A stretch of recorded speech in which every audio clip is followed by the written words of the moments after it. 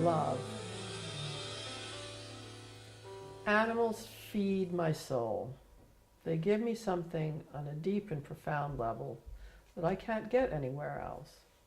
I love people. I adore them in so many ways. I need and respect them and have come to help them as well. For me, there's no argument, human welfare versus animal. We've all come together to love and help each other. This is just how it is. The world we experience would be a darker place without the warmth, the light, and the love of our beloved friends. The balance is upset for man as well, and cruelty abounds. But the other side is joy and harmony. I'm fond of saying that if we could only get it right, treat animals with the consideration, love, and respect they deserve, we would have found our way on the planet. The balance of life is so delicate, each of us striving to find a way, a right way, often imposing our views on others. The animals do not embrace right and wrong as a concept. Fur pillows, creatures that lie head to head, caress each other, nurture each other, creatures of different species. Only with an animal do you find this true understanding, this tireless love and compassion, this built-in ability for peace and serenity. To experience a warm, soft, loving being settling itself gently in your lap, curling round to find a comfortable position, a bit of scrumbling, Diane's most wonderful word, soft patty pads and gentle motion, recalling childhood memories, a warm, furry mother, or much-needed nourishment. To assure you, she has just come for a bit of love and togetherness, and then to commence purring. The gray skies disappear. The sun shines brightly in my heart. This is such joy, immeasurable in quality, a moment I always remember. No need to say how sorry she is that I'm feeling low. Everything communicated perfectly, without a word being spoken. The loudest silence on earth. A white cat bottom settles itself on these pages, examines the pen, contemplates the weather outside, and considers leaping on Marnie, enticing her into some irresistible game. Tweet! Tweet! Tweety! It's hard to imagine a time before Dizzy, so permeating was her presence. She was there through old dog Cassius, the long night with Peggy, and survived even Lou Grant. But there was indeed a time just before her, and one of great significance. I was lost at the time, wandering in life, really, but always enjoyed the walks on Hampstead Heath. It was Sunday morning early. For some reason, Cassius and Peggy weren't with us. This really doesn't seem possible, as Peggy was always with us. You know, maybe we came from a drunken party the night before, but they just don't appear in this scenario. I saw a small crowd gathered and walked up to see what was happening. From the edge of the circle, I could see an old man holding a bird, a big bird. Actually, it was a grown female kestrel, but I didn't know that at the time. She'd lost a lot of feathers. Somehow I knew that she'd been bitten by a dog. The old man found her on the ground and took her home, but she refused to eat anything offered to her. Someone must have said she ate ground beef. The man didn't know what to do with her, so I brought her back to where he found her. I heard a little voice say, "I'll take her," and that's how she came into my life. Neil came up, and there I was holding this bird. Me, my hard-edged, hard-drinking, wild and crazy self, with a big old wounded bird in tow. She did seem happy for me to hold her right from the start, but I was getting very panicky. It was Sunday morning, and I didn't know if I could find her anything to eat or whether she would eat. I'd forgotten we had 2 dogs at home. We got in our little Morris Minor pickup and gave it a good kick on the floorboards over the carburetor so it would start, and drove up to Belsize Park, where at least a store was open, and fortunately they had some frozen mints. Put it near the heater to thaw, and drove Miss Tweedy home to Oppenheimer's Road. We lived in this little basement flat, Neil's family home. 1 room and kitchen, no light.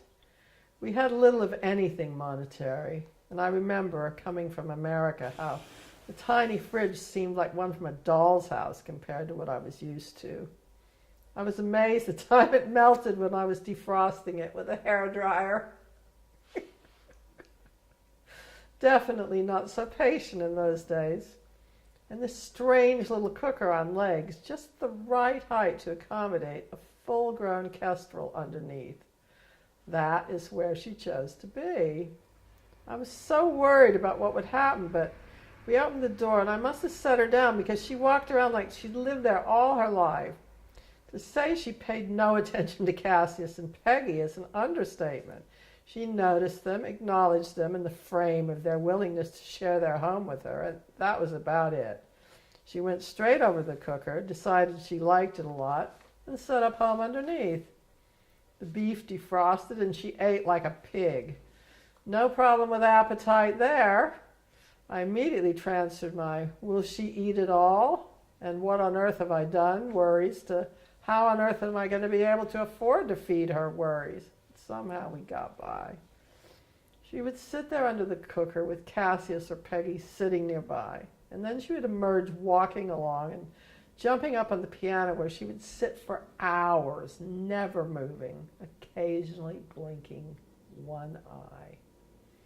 Of course she pooped a lot, so we covered what we could, like the piano, with a sheet.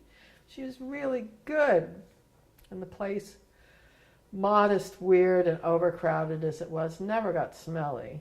Wild as she was very contained. She was amazing.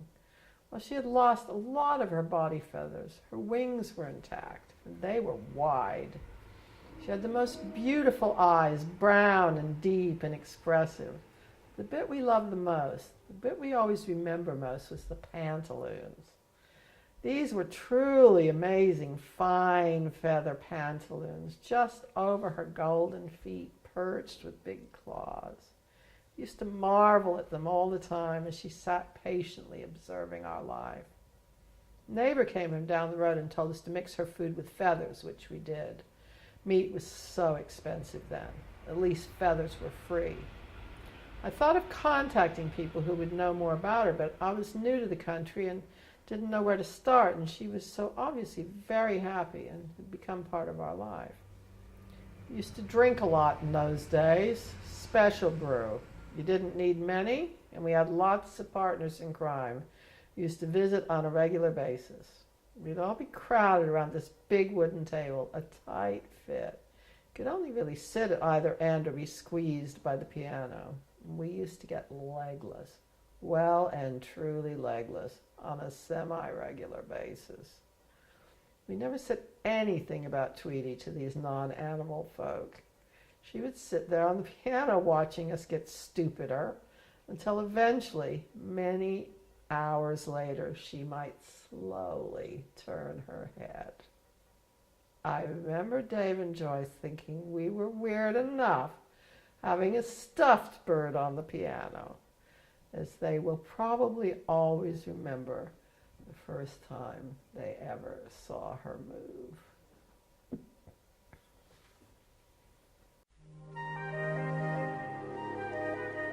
I don't know why, I just hate them. I'm in Selfridges, not wandering aimlessly as I've been known to do when seeking solace and escape within the confines of this beautiful store. I'm moving towards the side exit with an agenda in mind.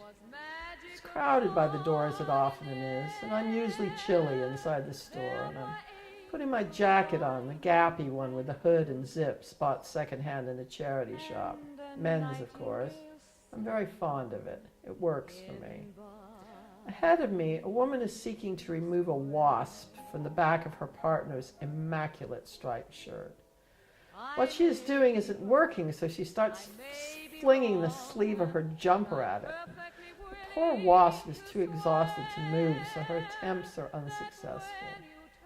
As I get close, she expresses concern about sending it in my direction, but this isn't even a possibility. That shattered creature is going nowhere.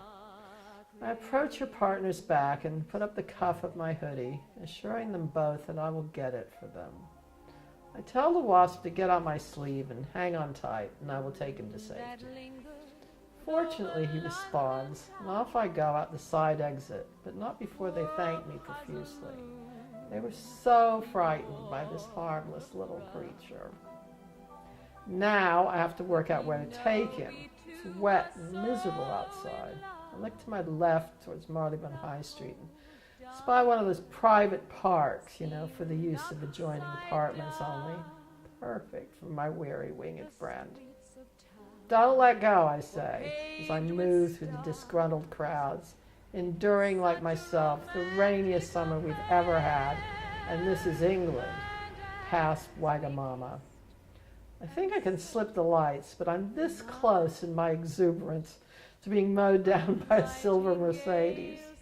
Wow, I tell my little friend. Imagine you and me going out together while I'm trying to rescue you. Eventually we crossed safely over and found our way to the perfect bushes in the perfect park. I gave my little friend some healing and he crawled contentedly onto a nice leaf. I'm nuts, I'm thinking. I'm standing here in the middle of London's West End giving healing to a wasp. But I'm happy. The rescue operation went well. The people in Selfridges are thinking, thank you, Masked Man. And I'm off on my next adventure. Last night, in the early hours, Marnie brought in yet another baby rat. I heard the cat door clack, and then that wild yowl that accompanies a successful hunt, followed by the clattering of the chase around my study. I'm hoping to find a dead body when I wake in the morning, but it was not to be. When I surfaced, found Marnie fast asleep, a few random rat poops, and then I was having trouble walking. My right foot turned dramatically inwards, a throwback to my youth, which occurs from time to time. When I was very young, I contracted encephalitis and was paralyzed in both arms and legs. And while I had a full recovery, my brother told me only recently that I was dying, and people in the neighborhood went from house to house in couples, saying a prayer, and then meeting en masse at my house where they prayed together, and I was healed. Now, healer that I have become, I'm very limpy from time to time. People are often concerned about my gait. And of course, they are concerned about rats. Rats are bad. Wasps are bad. This is what we are told and readily accept. I'm thinking about this, about things that disturb us. Not that I love the idea of a baby rat under the fridge or wherever, but I know eventually it will venture out and into the dance of demise so seemingly, willingly enacted between cat and rat, cat and bird, from the very beginning until the end of time. And if it was a mouse, I wouldn't mind, but rats are bad. They spread disease. They eat anything. Wasps are bad. They can hurt you.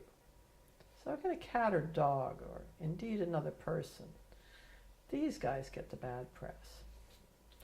So the rat peeps out from the washing machine, and I'm poking sticks underneath trying to get it to leave, and I'm mad at Marnie for being so lazy, and I want to lie down rat-free and untwist my leg, but Marnie has a full belly and is not interested.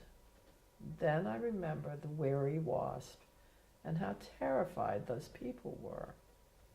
And I think to myself, God's creatures, yes, often out of control because of the way we choose to live, but a small, frightened creature nonetheless. Ratty, I say, come on out and I'll take you to safety. A few minutes later, I look down, and there it is. Marnie has appeared as well, and they're both just sitting there in front of the washing machine. I drop a towel over the rat, bundle it up, and release it over the fence near the railway tracks, where it came from. Run for your life, I say. run for freedom.